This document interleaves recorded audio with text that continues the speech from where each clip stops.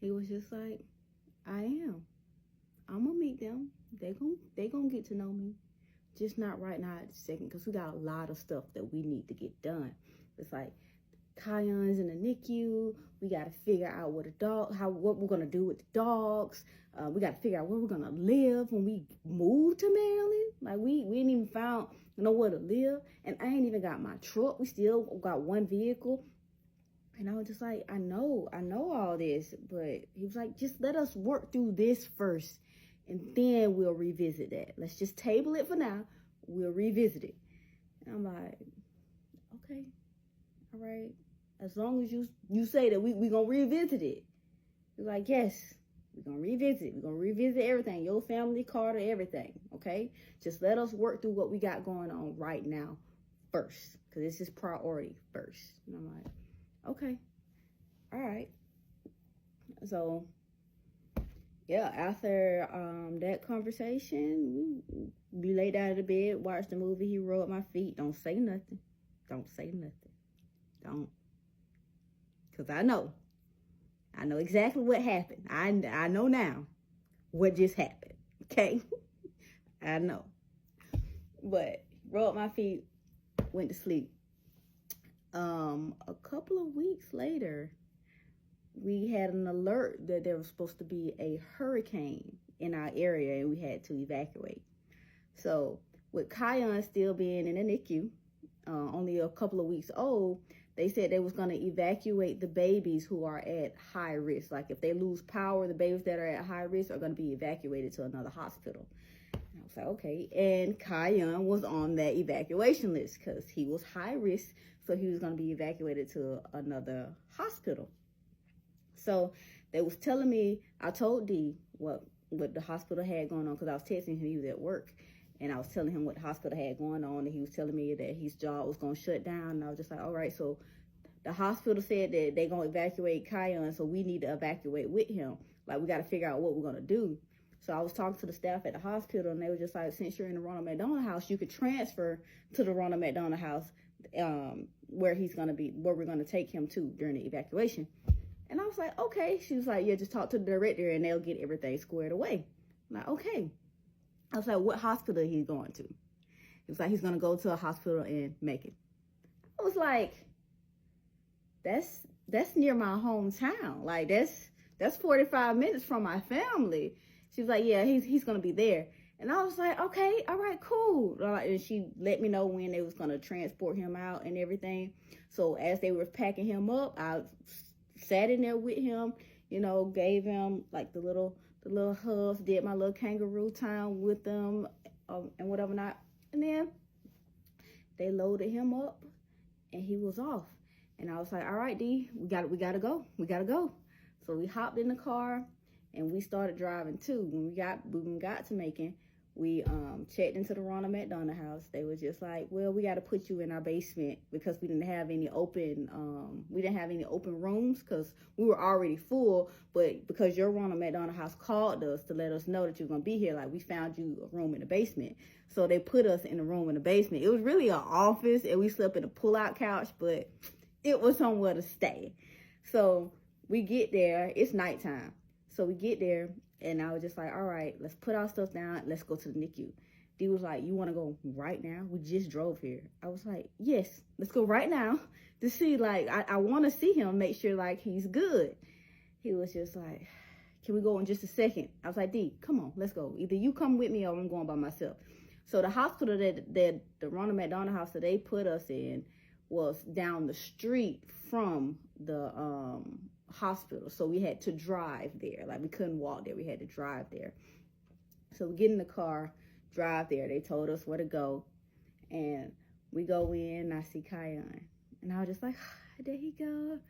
And the nurse came over to me, and I was just like, he's breathing funny. Like, I was just looking at him because I'm always there. Like, I notice, like, when his breathing is different. I notice when his head is a little smushed and they need to turn his head. Like, I notice everything.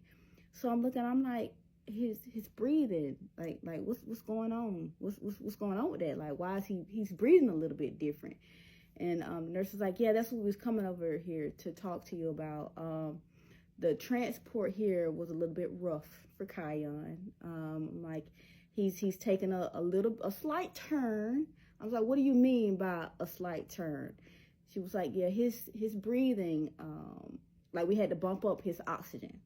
Like, cause they were cranking his oxygen down because they was trying to wean him off, but they had to bump it all the way back up.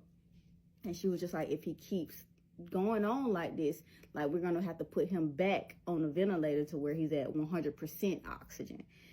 And I was just like, oh, okay. And she said we're gonna do a scan on an ultrasound on his brain in the morning, and we're gonna do an ultrasound on his brain in the morning to see how the bleeding was going, because they looked over his chart and they saw that he had the bilateral grade 3 brain bleed. So they said they're gonna do an ultrasound to see what the transport did with the bleeding. I was like, okay. And I'm just sitting there looking at him, and I start to cry a little bit. Like I was crying a little bit, and D looked at me. He was like, what the fuck you crying for? And I was just like, it's just the hormones. I'm just emotional. It's okay. I'm not really crying for real. I'm not really crying for real. It's just everything. He was like, okay. Suck another goddamn tea.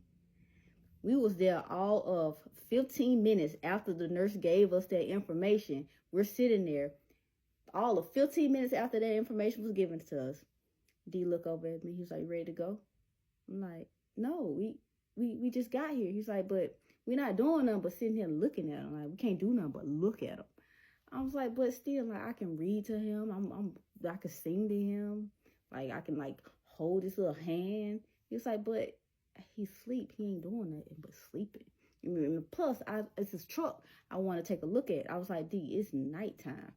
Like, it's dark. What you mean there's a truck you want to take a look at? He said, well, we can just ride by that lot and, like, look at the truck outside the lot. I'm like, D, no. Like, I want to stay here a little bit longer. He was like, well, you can stay here. I'm about to go.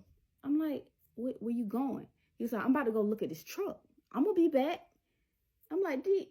I'm like, whatever. All right, go ahead. Go. I'm going to be here. Call me when you get back, and I'll just come out. And he was just like, okay, I'll call you when I get back. So I'm at the NICU. I'm reading the Kion. I'm like listening to music, and they wouldn't let me hold him because of how rough the transport was. They didn't want to risk it, so they didn't let me hold him that day. So I'm just like, okay. So I'm sitting there. I was there maybe like 2.5 hours before D called me to let me know that he was outside. It's 10 o'clock at night. Let me know that he was outside, and I'm just like, okay, I'm coming. I go outside. We go back to the Ronald McDonald house, and like we pull out the sofa bed because, like I said, we in the basement, but it's it's an office, so we're sleeping on a pull-out couch. So pull out the couch, and I'm making up the bed, and he was just like, all right, in the morning we're gonna wake up and we're gonna go look at this truck. And I was just like, can we wake up and go to the NICU first and then go look at the truck? Because they're going to do a scan, the ultrasound on his brain. I want to know what's going on. He's like, well, they'll call you. I was like, I don't want them to call me. I want to be there.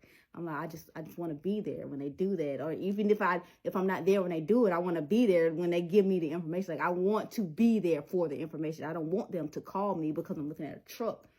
And he was just like, well, if you want to do that, I'll drop you off at the NICU, and then I'm gonna go look at the truck. I was like, D, you don't want to get the news with me? You don't want to be there for that? He's just like, nah, you got that. That's a female thing. You got that. I'm gonna go look at this truck. He's like, and I was also thinking, since we here and your family's so close, like, how about you hit up your dad and see if we can go see your daddy. Hit up your daddy to see if we can go see your daddy.